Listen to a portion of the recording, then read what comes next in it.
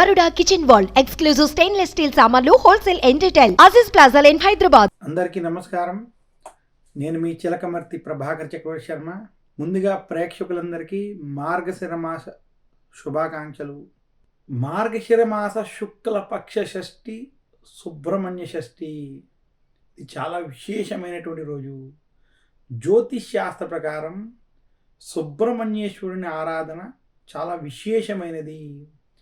సుబ్రహ్మణ్యుని ఆరాధన విశేషించి నాగ పంచమి, సుబ్రహ్మణ్య షష్ఠి ఇవన్నీ అసలు ఎవరు ఆచరించాలంటే, ఏ వ్యక్తికి అయితే జాతకంలో కుజదోషం, కాలసర్పదోషం వంటి దోషాలు ఉన్నాయో, రాహుకేతు దోషాలు వంటివి ఉన్నాయో, అలాగే వారికి జాతకంలో రాహు మహర్దశ, కేతు మహర్దశ, కుజ మహర్దశ వంటి దశలు నడుస్తున్నాయో, ఇదే కాకుండా ఎవరికైతే వివాహం ఆలస్యం అవుతున్నా, వివాహం జరిగిన తర్వాత కుటుంబంలో సమస్యలు అధికంగా ఉన్నా, అలాగే సంతానానికి సంబంధించినటువంటి సమస్యలు, ఈతి బాధలు ఉన్నా, కొంతమంది జాతకంలో కుజుడు లేదా రాహు ఇవి కొన్ని గ్రహాలతో కలిసి ఉండి అనారోగ్య సమస్యలు, అలాగే వికలాంగానికి సంబంధించినటువంటి సమస్యలు, మానసిక సమస్యలు లాంటివి వేధిస్తున్నట్లయితే, ఇలా ఉన్నటువంటి ప్రతి ఒక్కరూ కూడా, అలాగే విశేషించి కొంతమందికి నాగదేవతల యొక్క పూజ ఆచారం ఉన్నటువంటి ఆ వంశీకులందరూ కూడా విశేషించి సుబ్రహ్మణ్యేశ్వరుని పూజించాలి. సుబ్రహ్మణ్య షష్ఠి వంటి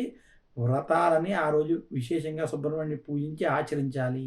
ఈ రకంగా ఎవరైతే ఇవి ఆచరిస్తారో వారికి ఆ పై చెప్పినటువంటి దోష నివృత్తి జరుగుతుంది.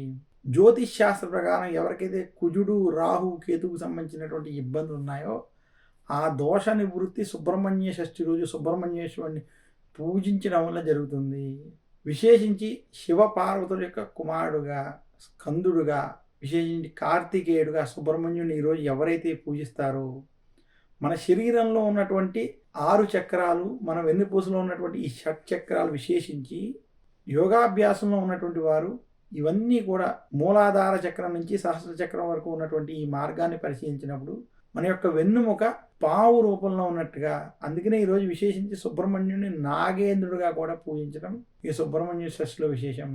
ఎవరైతే ఇలా సుబ్రహ్మణ్యుని సుబ్బారాయుడు షష్ఠి రోజు గనక పూజించి ఆరాయిస్తారో వారికి సుబ్రహ్మణ్యు యొక్క అనుగ్రహం చేత దోషాలు తొలగుతాయి, నరాలకి సంబంధించినటువంటి ఇబ్బందులు, అనారోగ్య సమస్యలు తొలగుతాయని శాస్త్రాలు తెలియజేస్తున్నాయి. ఎవరికైతే చెవులు, చూపుకి సంబంధించినటువంటి ఇబ్బందులు ఉన్నాయో, ఎవరికైతే నరాలకి సంబంధించినటువంటి, బుద్ధికి సంబంధించినటువంటి విశేషించి మానసిక ఇబ్బందులు, ఒత్తిళ్ళు అధికంగా ఉన్నాయో అటువంటి వారందరూ కూడా సుబ్రహ్మణ్యేశ్వరుని పూజించాలి. సుబ్రహ్మణ్య షష్ఠి రోజు విశేషించి ఇంటిలో కానీ, ఆలయాల్లో కానీ, లేదా నాగదేవతలు ప్రతిష్ఠించిన చోటు కానీ, రావి చెట్ల కింద కానీ సుబ్రహ్మణ్యేశ్వరుని ప్రతిష్ఠించి, నాగదేవతను ప్రతిష్ఠించి అక్కడ గనక పాలతో వాటితో అభిషేకం చేస్తూ పూజించినట్లయితే, ఈరోజు చిమిలి వంటివి స్వామికి నివేదన చేసినట్లయితే వారికి సుబ్రహ్మణ్యుని యొక్క అనుగ్రహం చేత శుభ ఫలితాలు కలుగుతాయి. అలాగే విశేషంగా ఈరోజు సుబ్రహ్మణ్యుని అష్టకం, సుబ్రహ్మణ్యుని అష్టోత్తర శతనామాలు వంటివి చదువుకోవడం, అలాగే నాగదేవతలకు సంబంధించినటువంటి స్తోత్రాలు వంటివి చదువుకోవడం వల్ల విశేషమైనటువంటి ఫలితం కలుగుతుంది. ఈరోజు సుబ్రహ్మణ్యేశ్వరుణ్ణి పూజించినటువంటి వారికి గ్రహ దోషాలు, గ్రహ పీడలు, విశేషించి రాహుకేతువుకు సంబంధించినటువంటి దోషాలు, కుజ దోషాలు వంటి దోషాలు తొలగి శుభ ఫలితాలు కలుగుతాయని తెలియజేస్తున్నాను.